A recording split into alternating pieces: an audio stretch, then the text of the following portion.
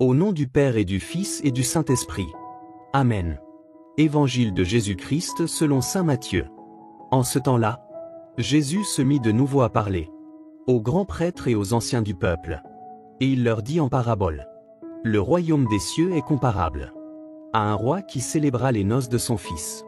Il envoya ses serviteurs appeler à la noce les invités. Mais ceux-ci ne voulaient pas venir. Il envoya encore d'autres serviteurs dire aux invités. Voilà, j'ai préparé mon banquet. Mes bœufs et mes bêtes grasses sont égorgés. Tout est prêt, venez à la noce. Mais ils n'en tinrent aucun compte et s'en allèrent. L'un à son champ, l'autre à son commerce.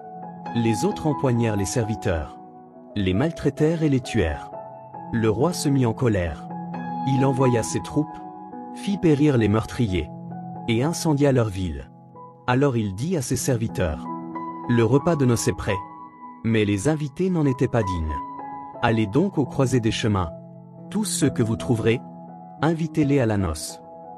Les serviteurs allèrent sur les chemins, rassemblèrent tous ceux qu'ils trouvèrent, les mauvais comme les bons, et la salle de noces fut remplie de convives. Le roi entra pour examiner les convives. Et là il vit un homme qui ne portait pas le vêtement de noces.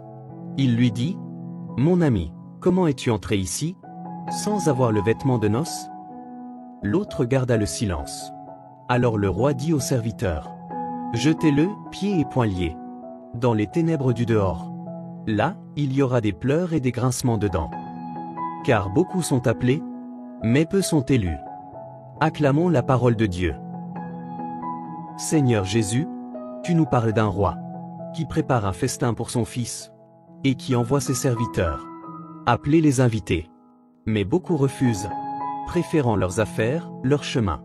Et toi, Seigneur, tu ouvres alors les portes à tous, les pauvres, les blessés, ceux qui erraient au carrefour.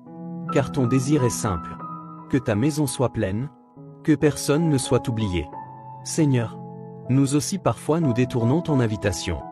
Nos cœurs se ferment, nos maladies nous découragent, nos épreuves nous enferment. Mais toi, tu viens encore nous chercher, et tu nous donnes la robe de fête que nous ne pouvions tisser par nous-mêmes.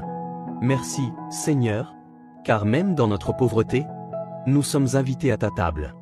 Merci pour ton amour, qui n'exclut personne, qui accueille chacun comme un fils, comme une fille.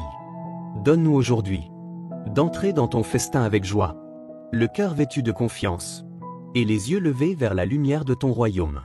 Amen.